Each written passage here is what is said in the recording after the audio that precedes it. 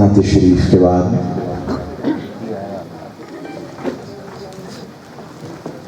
باقاعدہ طرحی مشاعرے کے آغاز سے پہلے جیسے دعوت نامے میں یہ بات بتلائی گئی تھی کہ ہر سال جس طرح آپ سب واقف ہیں 2001 عیسوی سے مسلسل الحمدللہ تعالی شکر ہے اس پروردگار کا ہر سال خانوادہ شہمیریہ کے بزرگان دین کی مخطوطات کو آپ کے علمی کام کو منظر عام پر ہمیشہ سے لانے کی کوشش کی ہے آخر نے، اور میری ہمیشہ سے کوشش رہی ہے کہ ان بزرگوں نے جو اپنا تعلیمی ورثہ چھوڑا ہے، ان بزرگوں نے آج سے 250 سال پہلے 300 سال پہلے ان بزرگوں نے اتنا بہترین اور زبردست کام کیا ہے جس سے اکثر دنیا واقف نہیں ہے۔ لیکن اگر آپ تاریخ اردو ادب کو اٹھا کے پڑھیں گے تو حضرت شہمیر رحمۃ اللہ علیہ کا نام بطور نثر نگار بھی آتا ہے، بطور شاعر اور ادیب کے بھی آتا ہے، اور ان بزرگوں کا کمال آج سے 250 سال قبل جس وقت ہندوستان کے اندر فارسی زبان چونکہ سرکاری زبان ہوا کرتی تھی تو اسی لیے فارسی میں اشعار کہنا، فارسی میں لکھنا بہت معمول تھا، لیکن اس زمانے میں حضرت شہمیر رحمۃ اللہ علیہ نے فلسفے پر جنہوں نے سب سے پہلے اردو میں جو قلم اٹھایا وہ حضرت شہمیر رحمۃ اللہ علیہ، ایک تاریخی حقیقت ہے۔ ڈاکٹر جمیل جالبی صاحب نے تاریخ اردو ادب میں حضرت کا نام اور حضرت کے چھوٹے بھائی جامعہ دکن حضرت شاہ کمال الدین بخاری ثانی رحمہ اللہ کا تذکرہ کیا ہے اور آپ کی تصنیفات کا تذکرہ کیا ہے۔ تو بہرحال یہ خانوادہ علمی خانوادہ ہے اور ہمیشہ سے اس خانوادے کی یہ کوشش رہی ہے کہ علم کو اور روحانی علوم کو اور خصوصاً تصوف و معرفت کو، جس کا مختصر سا تعارف میں حضرت شاہ کمال رحمۃ اللہ علیہ کے اس شعر سے کروں گا۔ مغز علوم فقہ و حدیث و کتاب ہے، مغز علوم فقہ و حدیث و کتاب ہے، یہ علم مغز فقہ و حدیث و کتاب کا۔ تصوف و معرفت جو ہے مغز علوم فقہ و حدیث و کتاب ہے، لیکن یہ علم سے مراد تصوف و معرفت جو بزرگان دین نے اس پر خصوصیت سے اللہ والوں نے کیا ہے، اور یہ تصوف و معرفت کوئی نئی چیز نہیں ہے۔ اگر آسان لفظوں میں کہوں، اللہ کے رسول سرکار دو عالم نبی پاک صلی اللہ علیہ وسلم کی حدیث مبارکہ میں آتا ہے، اور حدیث کی تمام کتب میں یہ حدیث موجود ہے جس کو حدیث جبرائیل کہا جاتا ہے۔ اس حدیث جبرائیل میں رسول اللہ صلی اللہ علیہ وسلم سے جب حضرت جبرائیل علیہ السلام انسانی شکل میں تشریف لائے اور حضور کی بارگاہ میں ادب سے بیٹھ کر سلام کیا، آپ کے گھٹنوں مبارکہ پر اپنے ہاتھ ادب سے رکھے حضرت جبرائیل نے، اور بیٹھنے کے بعد بڑے ادب سے سوال کیا رسول اللہ کی بارگاہ میں کہ مل اسلام یا رسول اللہ، کہ اسلام کیا ہے یا رسول اللہ، مجھے اس کی تفصیل بتائیں۔ اللہ کے رسول علیہ السلام نے فرمایا کلمہ پڑھنا، نماز کو قائم کرنا، روزے کا 1 مہینے کے مکمل کرنا، زکوٰۃ کا دینا، حج کا کرنا، یہ اسلام ہے۔ یہ سننے کے بعد حضرت جبرائیل جو انسانی شکل میں آئے تھے انہوں نے کہا صدقت یا رسول اللہ، آپ نے سچ فرمایا۔ صحابہ کہتے ہیں ہمیں پتہ نہیں تھا کہ یہ کون شخص ہے، آیا ہوا سوال بھی کرتا ہے اور جواب ملنے کے بعد کہتا ہے کہ آپ نے سچ کہا، کیا عجیب معاملہ ہے۔ پھر اس کے بعد انہوں نے دوسرا سوال کیا کہ مل ایمان یا رسول اللہ، ایمان کیا ہوتا ہے؟ اللہ کے رسول علیہ السلام نے تفصیل گنوائی، آمنت باللہ وملائکتہ وکتبہ ورسلہ والیوم الآخر والقدر خیرہ وشرہ من اللہ تعالی والبعث بعد الموت. کتابیں، فرشتے جو کچھ جانتے ہیں، میں زیادہ تفصیل میں نہیں جاؤں گا، یہ ایمان ہے. اس کے بعد جب حضور نے یہ جواب دیا تو حضرت جبرائیل نے کہا صدقت یا رسول اللہ، آپ نے سچ فرمایا. تیسرا سوال کیا حضرت جبرائیل علیہ السلام نے جو انسانی شکل میں آئے ہوئے تھے کہ مل احسان یا رسول اللہ، احسان کیا ہے؟ اللہ کے رسول علیہ السلام نے فرمایا الاحسان ان تعبد اللہ کأنک تراہ. اللہ کے رسول علیہ السلام نے فرمایا احسان کی تعریف یہ ہے، احسان یہ ہے کہ تو عبادت کرے تو اس کیفیت میں کرے، اس حالت میں کرے کہ گویا تو خدا تعالیٰ کو دیکھ رہا ہے. اور اگر تیرے اندر یہ صلاحیت نہیں ہے، یہ کمال نہیں ہے، اتنی قوت نہیں ہے، اللہ کے رسول علیہ السلام فرماتے ہیں اتنا تو مانتے ہو نا کہ اللہ تو تمہیں دیکھ رہا ہے. ہم نہیں دیکھ سکتے. اگر ہم نے بطور اشرف المخلوقات ہو کر بھی اپنے مقام کو اونچا نہیں بنایا، عرفہ نہیں بنایا، لیکن یہ تو ماننا پڑے گا کہ مولا ہمیں دیکھ رہا ہے. احسان کی تعریف فرمائی. اور یاد رکھیے پورے دین اسلام کی یہ 3 بنیادی چیزیں ہیں، اسلام، ایمان، احسان. حضرت شاہ کمال رحمۃ اللہ علیہ، جامعہ دکن حضرت شاہ کمال، حضرت شاہ میر اولیاء رحمۃ اللہ علیہ کے چھوٹے بھائی، مرید اور خلیفہ اور تربیت یافتہ، حضرت فرماتے ہیں، کیا فرماتے ہیں؟ دیکھیے اسلام اور ایمان، احسان کو کیسے استعمال کیا ہے. کیا مجھ کو انسان الحمدللہ. حضرت فرماتے ہیں کیا مجھ کو انسان الحمدللہ، نہ حیوان نہ شیطان الحمدللہ. کیا مجھ کو انسان الحمدللہ، نہ حیوان نہ شیطان الحمدللہ. کرامت کیا مجھ کو اپنے کرم سے. کرامت سے مراد وہ والی کرامت نہیں ہے، عنایت کرنا. کرامت کیا مجھ کو اپنے کرم سے، بھی ایمان و احسان الحمدللہ. تو بہرحال ایک بات یاد رکھیں اور آسان لفظوں میں آپ کو سمجھانے کی کوشش کروں گا آپ تمام اہل سلسلہ کو. اسلام، ہر ایک شخص جس نے کلمہ توحید کا اقرار کیا ہے مسلمان ہے، لیکن ہر مسلمان مومن نہیں ہوتا. جس نے بھی کلمہ پڑھا مسلمان ہے، لیکن وہ اپنے آپ کو مسلمان کہہ سکتا ہے لیکن ایمان والا مومن نہیں کہہ سکتا. کیوں نہیں کہہ سکتا؟ اللہ پاک نے صحابہ میں سے بعض صحابہ نے یہ دعویٰ کیا ہم تو ایمان والے ہیں. اللہ تعالیٰ نے فرمایا اے صحابہ سن لو، رسول اللہ کی بارگاہ میں آئے ہو، رسول اللہ کے ہاتھوں پر تم نے بیعت کی ہے، کلمہ پڑھا ہے، تو اس کا مطلب یہ نہیں ہے کہ جو من میں آیا کہنے لگو. ابھی تمہارے اندر صرف تم اسلام میں داخل ہوئے ہو، ایمان تمہارے اندر داخل نہیں ہوا ہے. تم مسلمان ہو، مومن نہیں ہو. مومن بننے کے لیے بہت سے مرحلوں سے گزرنا پڑتا ہے. اور یاد رکھیے الحمدللہ تعالی مسلمان ہو جانا ایک بہت بڑی سعادت مندی کی بات ہے، لیکن اس کے بعد ایمان کا آ جانا اور مومن کا بن جانا یہ کمال پر کمال ہے. اور یاد رکھیے گا اس بات کو، آپ سب یہاں آئے ہیں کچھ لے کر جانے کے لیے ان بزرگوں کی تعلیمات کو. آج میں جو کچھ کہہ رہا ہوں، جو کچھ سنا رہا ہوں، اس میں میرا کچھ نہیں ہے. جو کچھ ہے میرے شیخ، میرے مرشد اور آپ سب کے بھی شیخ و مرشد، انہی کی چیزیں ہیں، انہی کا پڑھایا ہوا سبق ہے. میں اسی آموختے کو آپ کے سامنے دہرا رہا ہوں. یاد رکھیے گا مسلمان بننا آسان ہے، مومن بننا اتنا آسان نہیں ہے. اور اللہ تعالیٰ قرآن میں فرماتا ہے اے صحابہ تم ابھی ابھی مسلمان ہوئے ہو، یہ دعویٰ مت کرنا کہ ہم مومن ہیں، ابھی ایمان تمہارے اندر پورا داخل نہیں ہوا ہے.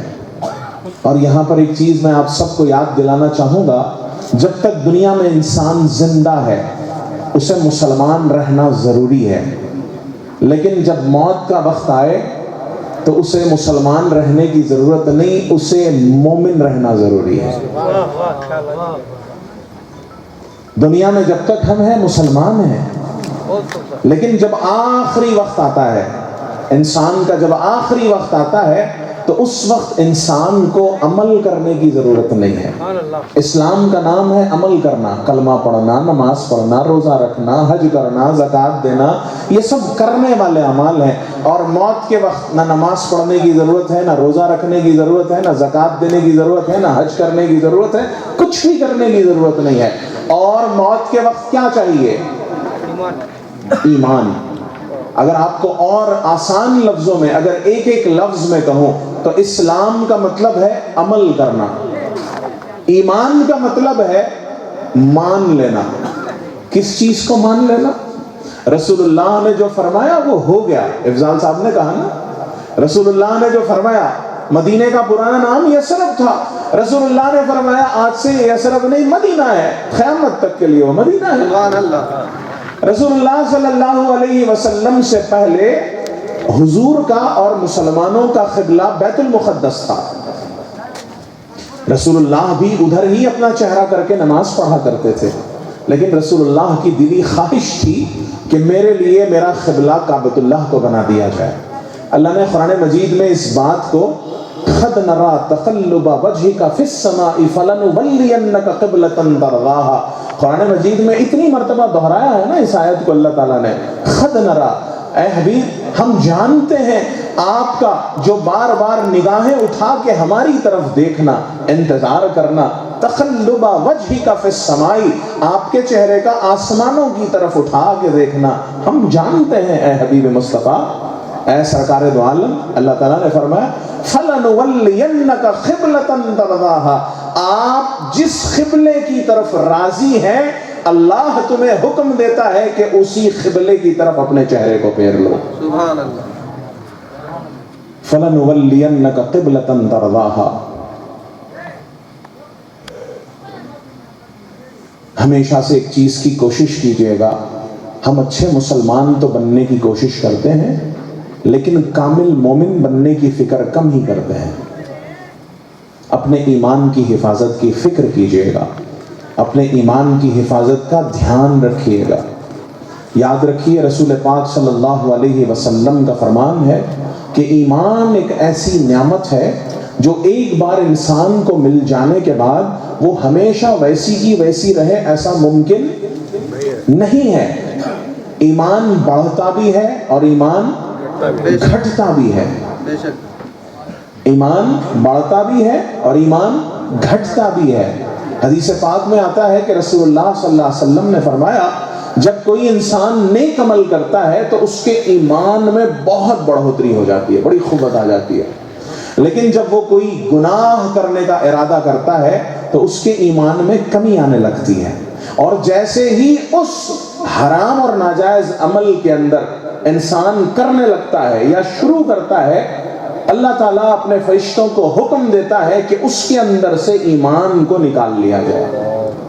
اور رسول اللہ صلی اللہ علیہ وسلم نے فرمایا کہ انسان کے سر کے اوپر سے اندر سے فرشتے ایمان کو نکال کے لے جاتے ہیں، اور جب تک انسان توبہ نہیں کرتا اور پھر سے اپنی اس ایمانی قوت کی طرف توجہ اور محنت نہیں کرتا، فرشتے واپس اس کے اندر ایمان کو داخل نہیں کرتے ہیں۔ اسی لیے یہ بات یاد رکھیے گا، آدمی کا مسلمان ہونا آسان ہے لیکن اپنے ایمان کی بقا کی فکر کرنا بہت زیادہ ضروری ہے۔ اور ایمان ایک ایسی چیز ہے، یاد رکھیے گا، بڑا نازک مسئلہ ہے، اگر ایمان کی فکر نہیں ہوئی تو دنیا بھی گئی، آخرت بھی گئی۔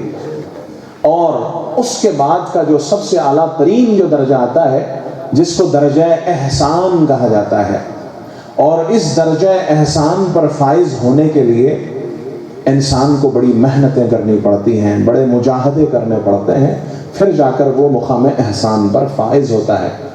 آپ لوگوں نے علماء کرام سے بہت یہ جملہ سنا ہوا ہے کہ اللہ تعالیٰ 70,000 لوگوں کو بے حساب و کتاب جنت میں داخلہ عطا فرمائے گا. آپ نے سنا ہے کہ 1,00,000 لوگوں کو بے حساب و کتاب جنت میں داخلہ فرمائے گا. لوگ اس بات کو، اس حدیث پاک کو سن کر بڑے خوش ہوتے ہیں کہ شاید اللہ چاہے تو ہمارا بھی نام اس میں آ جائے تو بہت نصیب، خوش نصیبی کی بات ہے. لیکن قرآن مجید نے واضح طور پر کھلے الفاظ میں یہ بات بیان فرمائی ہے کہ بغیر حساب و کتاب جنت میں جانے والا نہ مسلمان ہوگا نہ مومن ہوگا، بلکہ وہ جو انسان مقام احسان پر فائز ہوگا وہ بغیر حساب و کتاب جنت میں داخل ہوگا. اسی لیے اللہ نے قرآن مجید میں فرمایا نا واللہ لا یضیع اجر المحسنین. اس آیت کو لوگ چندے کے شکریہ پر لکھتے ہیں عموماً، مگر حقیقتاً اللہ تعالیٰ نے یہاں پر محسنین جو صاحبان احسان ہیں ان کے بارے میں فرمایا کہ وہ محسن ہے، وہ احسان والے ہیں. تو بہرحال اس عنوان پر میں نہیں جاؤں گا. یاد رکھیے علماء کرام آپ کو اسلام کی تعلیمات بتاتے ہیں، ایمان کی تفصیلات بتاتے ہیں، لیکن یہ اللہ والے بزرگان دین آپ کو اس سے آگے احسان کی تفصیلات کو بتاتے ہیں. ان بزرگوں کا کمال یہی ہے. علماء کرام ہمارے سر آنکھوں کے تاج ہیں. ان کا اپنا مقام اپنی جگہ ہے. اللہ کے رسول علیہ السلام نے فرمایا ہے العلماء ورثۃ الانبیاء، علماء کرام وارث ہیں انبیاء کے. لیکن اللہ تعالیٰ نے قرآن مجید میں علماء سو کا بھی ذکر کیا ہے، علماء حق کا بھی ذکر کیا ہے. تو بہرحال آج اس محفل میں ہم لوگوں کے اس محفل کے انعقاد کا مقصد ہی یہ ہے. اگر آپ لوگوں نے غور سے دیکھا ہوگا تو دعوت نامے میں نے لکھا ہے عرس شہمیری اولیاء بغرض تجدید ایمان و احسان. ہمارے یہاں جمع ہونے کا مقصد ہی ہے کہ ہم اپنے ایمان کو تازہ کر سکیں اور ہم اپنے احسان کی تعلیمات کو حاصل کر کے جتنا زیادہ ہو سکے ہم مسلمان سے مومن بنے، مومن سے پھر صاحب احسان بنے. تو اس کے لیے بزرگان دین کی محنتیں ہوتی ہیں. اور یاد رکھیے گا حضرت والدہ محترم فرمایا کرتے تھے بابا چھوٹا منہ بڑی بات نہیں کرنی چاہیے، جتنی حیثیت ہے اتنا ہی کرنا چاہیے. حضرت قبلہ فرمایا کرتے تھے کہ آج لوگ مسلمان بن کر یہ سمجھتے ہیں کہ ہم نے لوگوں پر احسان کر دیا یا ہم نے امت پر احسان کر دیا یا اللہ رسول پر احسان کر دیا. یہ احسان آپ نے یا ہم نے نہیں کیا، بلکہ اس پروردگار عالم کا احسان ہے کہ اس نے ہمیں یہ ہدایت دی، یہ توفیق دی، یہ فضل فرمایا کہ ہمیں اسلام کی دولت اور ایمان کی دولت سے نوازا ہے. تو بہرحال مزید گفتگو کرنے کا یہ موقع نہیں ہے. اس کے بعد جیسا کہ ہر سال کتابوں کا کام ہوتا ہے، بزرگان خانواد شہمیریہ کی مسلسل کتابوں پر کام جاری ہے اور الحمدللہ تعالی یہ کام مسلسل جاری ہے. اور اس سال بھی 2 کتابوں کا کام چل رہا تھا، لیکن میری مصروفیات کی وجہ سے، ذمہ داریوں کی وجہ سے وہ کام مکمل نہیں ہو سکا. اسی دوران ذہن میں ایک بہت عرصے پہلے کی بات ہے کہ حضرت پیر و مرشد قبلہ والد محترم کا معمول تھا کہ جب بھی کوئی بہت زیادہ پریشان ہو کے آتا یا خط لکھتے لوگ کہ ایسے مسائل ہیں، یہ ہے، فلاں ہے، تو حضرت قبلہ ان کو جواب لکھنے کے بعد ایک جملہ لکھا کرتے تھے، مولا جس حال میں رکھے اس حال میں راضی برضا رہنا سیکھو. یہ لکھا کرتے تھے حضرت قبلہ، اور یہ لکھا کرتے تھے. آپ کے خطوط میں بہت سے ہمارے مریدین ہیں. ہمارے یہاں گتی سے ایک مرید آئے ہوئے ہیں، ان کے پاس وہ خط محفوظ ہے. ابھی میرے ذہن میں وہ آ رہا ہے کہ حضرت قبلہ نے انہوں نے کچھ اپنے مسائل پیش کیے ہیں، حضرت قبلہ نے ان کو جواب لکھا ہے اور شاعرانہ انداز میں لکھا ہے اسی بات کو، یار جس حال میں رکھے وہی حال اچھا. حضرت قبلہ نے لکھا ہوا ہے یار جس حال میں رکھے وہی حال اچھا. لیکن عموماً سمجھاتے ہوئے کہا کرتے تھے کہ مولا جس حال میں رکھے اس حال میں راضی برضا رہنا سیکھو. ایک موقع پر میں نے حضرت قبلہ سے سوال کر لیا کہ آپ یہ اکثر لوگوں کو کہتے ہیں کہ مولا جس حال میں رکھے اس حال میں اچھے رہو، خوش رہو، آباد رہو، اور لوگ کہتے ہیں کہ ہمارا یہ مسئلہ ہے، ہماری یہ پریشانی ہے، کہاں سے اچھے رہیں گے. حضرت قبلہ سختی کے ساتھ کہتے ہیں کہ مولا جس حال میں رکھا راضی برضا رہو. میں نے حضرت قبلہ سے پوچھا کہ یہ کیوں بار بار کہتے ہیں جب لوگوں کے سامنے مسائل ہیں، مشکلات ہیں، پریشانیاں ہیں؟ تو حضرت قبلہ نے ایک دن فرمایا کہ بیٹا اگر تم نے قرآن مجید پر غور کیا ہوتا تو یہ سوال مجھ سے نہ کرتے۔ میں نے کہا کہ ایسی کون سی بات ہے؟ حضرت قبلہ نے قرآن مجید کی ایک آیت فَاذْكُرُونِي أَذْكُرُكُمْ وَاشْكُرُوا لِي وَلَا تَكْفُرُونَ، اس آیت کی ایسی عالمانہ عارفانہ شرح فرمائی میرے سامنے اور کہا کہ بیٹا مولا تعالیٰ نے ہر انسان پر اتنی اپنی نعمتوں سے نوازا ہے، اتنی نعمتوں کی بارش کی ہے کہ انسان ہے کہ ان نعمتوں کا اقرار ہی نہیں کرتا، انکار کیا جاتا ہے، ناشکری پہ ناشکری کیا جاتا ہے، شکر اس کی زبان پہ نہیں آتا۔ اور یاد رکھو جس انسان کی زبان پر شکر کے جملے، شکر کا احساس، شکر کا جذبہ نہیں ہوتا، اسی کی زندگی میں مشکلات اور پریشانیاں آتی ہیں۔ حضرت قبلہ نے کہا جب بھی زندگی کے اندر یہ دیکھو، حضرت علی علیہ السلام کا قول ہے، حضرت علی علیہ السلام، سیدنا علی، کچھ لوگوں کو ذہن سے یہ گزرے گا کہ میں حضرت علی کو علیہ السلام کیوں کہہ رہا ہوں؟ انبیاء کے ساتھ علیہ السلام کہتے ہیں، صحابہ کے ساتھ تو نہیں کہا جاتا، یا تو کرم اللہ وجہہ الکریم کہتے ہیں حضرت علی کے لیے، یا رضی اللہ عنہ کہتے ہیں، لیکن علی علیہ السلام کہنے پر بہت سے لوگ سوچتے ہیں کہ شاید اہل تشیع اس طرح سے علیہ السلام کہتے ہیں، لیکن آپ کو ایک حقیقت بتانا چاہوں گا۔ امام بخاری رحمۃ اللہ علیہ نے اپنی صحیح بخاری میں کئی جگہ حضرت علی کو اور سیدہ فاطمہ الزہرا کو اور سیدنا امام حسن کو اور سیدنا امام حسین کو صحیح بخاری کے متن میں علیہ السلام لکھا ہے، اس وجہ سے میں علیہ السلام کہہ رہا ہوں۔ اور یاد رکھیے علیہ السلام صرف انبیاء کے ساتھ مخصوص نہیں ہے، علیہ السلام مطلب ان پر سلامتی ہو۔ بھئی التحیات میں ہم اپنے آپ پر بھی پڑھتے ہیں نا، السلام علیکہ ایہا النبی ورحمۃ اللہ وبرکاتہ، السلام علینا۔ جب ہم پر سلام ہو سکتا ہے، مرحومین پر سلام ہو سکتا ہے، تو پھر سیدنا علی پر سلام کیوں نہیں ہو سکتا؟ بی بی فاطمہ الزہرا پہ کیوں نہیں ہو سکتا؟ حضرات حسنین پہ کیوں نہیں ہو سکتا؟ اور امام بخاری رحمۃ اللہ علیہ، بخاری اٹھا کے پڑھیں، ترجمے میں نہیں ملے گا، ترجمے میں لوگوں نے خیانت کی ہے، ترجمے میں لوگوں نے جہاں حضرت علی کا نام آیا ہے رضی اللہ عنہ لکھا ہے، ترجمے میں، اردو ترجمے میں حضرت حسن علیہ السلام نہیں، رضی اللہ عنہ، حضرت بی فاطمہ رضی اللہ عنہ، لیکن اصل متن دیکھیے بخاری کا اٹھا کر عربی متن، اس میں علی علیہ السلام، حسن علیہ السلام، فاطمہ علیہ السلام، یہ امام بخاری نے لکھا ہے۔ لوگ ترجمے کرنے میں بھی خیانتوں سے کام لیتے ہیں۔ مجھے بڑی پریشانی ہوتی ہے اکثر جب بزرگوں کی تصنیفات پر کام کرنے کا وقت ہوتا ہے تو میں اتنی زیادہ بریکٹس لگواتا ہوں نا، اتنی زیادہ بریکٹس لگواتا ہوں، کرنے والے کہتے ہیں کہ اتنی زیادہ بریکٹس کیوں لگ رہی ہیں؟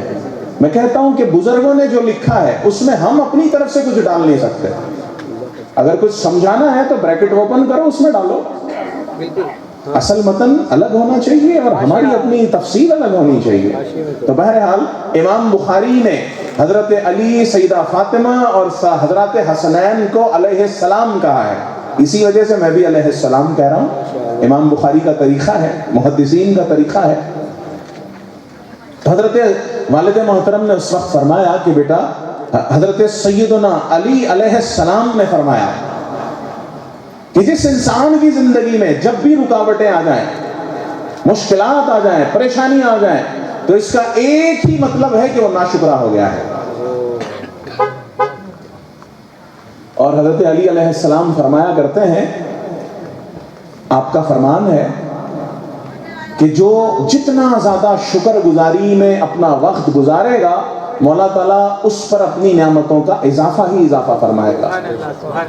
حضرت علی علیہ السلام فرماتے ہیں کہ لوگوں، زندگی میں جب بھی کوئی مصیبت آئے، پریشانی آئے، رکاوٹ آئے، ایسا محسوس ہو کہ سب دروازے بند ہیں، تو اس کا ایک ہی مطلب ہے کہ ہم ناشکرے ہو چکے ہیں۔ اگر ہمارے اندر شکر کا جذبہ ہے تو سب کچھ مولا تعالیٰ حل فرمائے گا. اللہ تعالیٰ نے قرآن میں واضح لفظوں میں فرمایا لَإِن شَكَرْتُمْ لَأَزِيدَنَّكُمْ، اے میرے بندو تم جتنا زیادہ شکر گزاری کرو گے میں اتنا زیادہ کرتا جاؤں گا، اتنا مزید بڑھاتا جاؤں گا. اور آگے اللہ نے فرمایا اس کی ضد میں فرمایا لَإِن كَفَرْتُمْ، اگر تم میری نعمتوں کا انکار کرو گے إِنَّ عَذَابِي لَشَدِيدٌ، تمہارے لیے دنیا میں بھی مشکلات ہیں آخرت میں بھی مشکلات ہیں. اسی لیے اسی وقت ایک خیال ذہن میں آیا تھا کہ اس پر میں شکر پر مزید مطالعہ کروں، پڑھوں، تحقیق کروں. حضرت قبلہ سے میں نے پوچھا کہ رہنمائی فرمائے کہ میں کہاں کہاں پڑھوں. حضرت قبلہ نے کچھ کتابیں بیان فرمائی. فرمایا ابن جوزی کی کتاب ہے شکر پر پڑھو. ابن ابی الدنیا ایک بہت بڑے محدث گزرے ہیں، ان کی کتاب ہے شکر، اسے پڑھو. امام غزالی رحمۃ اللہ علیہ کی کتاب ہے احیاء العلوم، اسے پڑھو. منہاج القاصدین ایک بڑی زبردست کتاب ہے، اسے پڑھو اور سمجھو. مطالعہ کیا، سمجھا، سمجھنے کے بعد احساس ہوا کہ ہم لوگ کتنے ناشکرے ہیں. اسی وقت ایک ذہن میں خیال پیدا ہوا کہ اس پر کچھ تحریر کرنا چاہیے، مرتب کرنا چاہیے، لیکن موقع نہیں تھا، حالات سازگار نہیں تھے، مصروفیات تھیں، تعلیم حاصل کر رہا تھا تو اس وقت موقع نہیں تھا. لیکن چونکہ اس سال جو خانوادے کی کتابوں پر کام چل رہا ہے چونکہ مکمل نہیں ہوا، اور گزشتہ 2-3 مہینے قبل میں زوم پر لوگوں کو جو پڑھاتا ہوں بہت سے اہل علم کو، تو اس دوران ایک دن دوران گفتگو شکر پر گفتگو ہو گئی.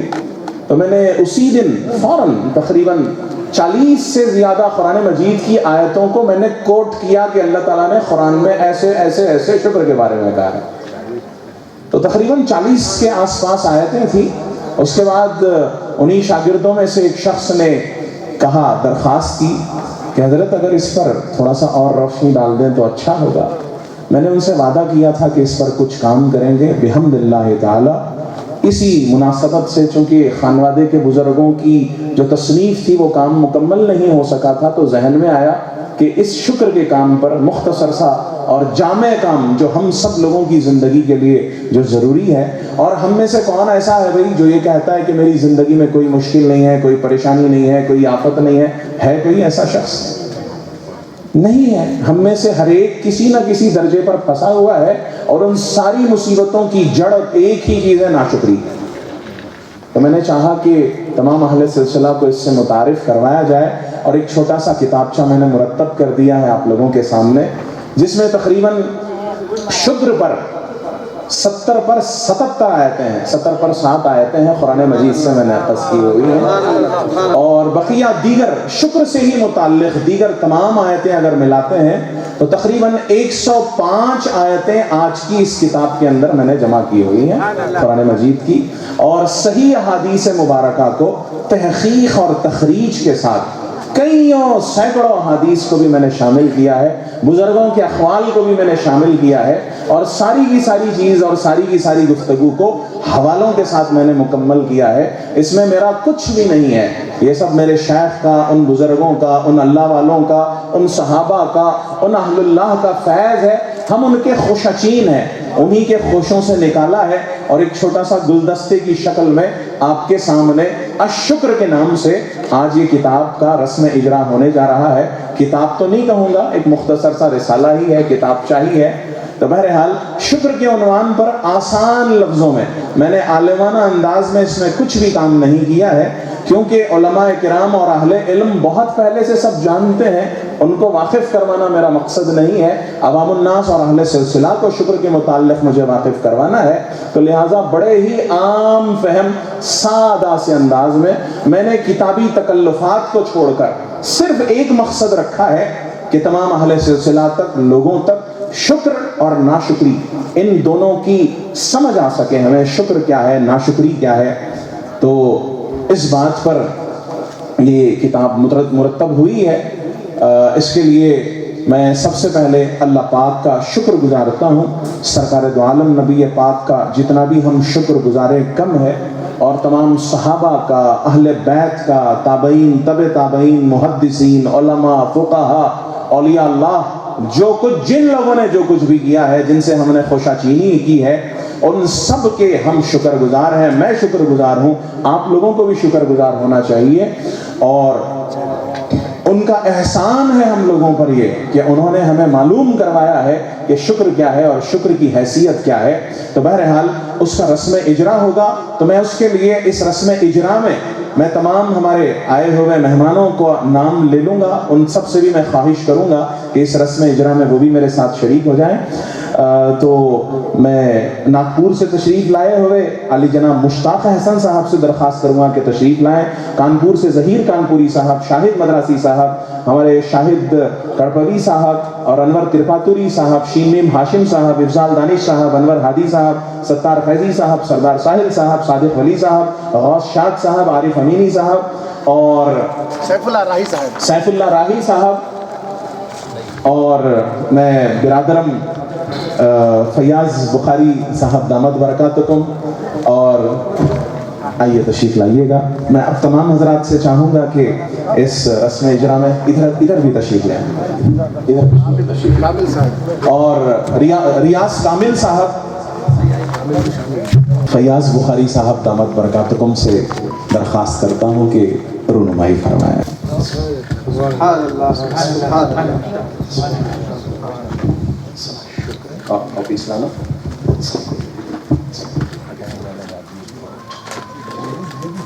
ایک طرف سے دیجیے, ایک طرف سے.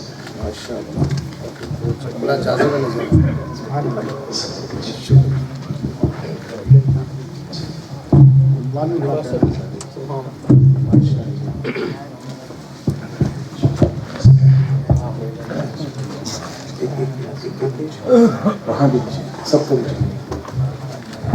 یہ دیکھیے, یہ کتاب کا نام بھی میرا نہیں دیا ہوا ہے. ایک بہت بڑے محدث گزرے ہیں ابن ابی الدنیا, انہوں نے شکر کے عنوان سے کتاب لکھی ہے الشکر. وہی نام میں نے لیا ہے, خوشا چینی ہی کی ہے, اس میں میرا کچھ بھی نہیں ہے. تو بہرحال یہ کتاب الشکر کے نام سے 105 آیتیں ہیں اور کئیوں سینکڑوں احادیث مبارکہ ہیں, سینکڑوں اقوال ہیں. تو آپ تمام حضرات بھی جیسے ہی محفل کا اختتام ہوگا آپ کے لیے بھی اویلیبل ہوگی. اور بحمد اللہ تعالی 2001 سے جو مسلسل تحریری اور یہ کام چل رہا ہے کتابوں کا تحقیقی, تو یہ آج 27ویں کتاب ہے جو آپ کے سامنے منظر عام پر آ رہی ہے. 27th بک ہے, 27ویں کتاب ہے الحمدللہ تعالی, جس پر میں جتنا بھی میرے والد محترم پیر و مرشد قبلہ کا شکر گزاروں کم ہے.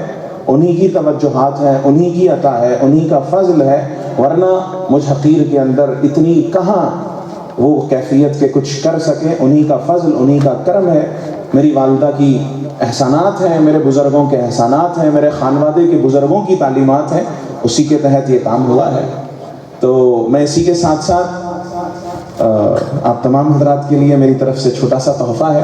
اور آپ سب جانتے ہی ہیں کہ ہم اپنی تمام جتنی خانوادے کی تصانیف ہیں اس کو کبھی بھی ہم نہ اس کی قیمت لگاتے ہیں نہ فروخت کرتے ہیں. للہ, اللہ کے لیے, اور اس چیز کو عام کرنے کے لیے آپ سب کو بھی تحفتاً پیش کیا جاتا ہے.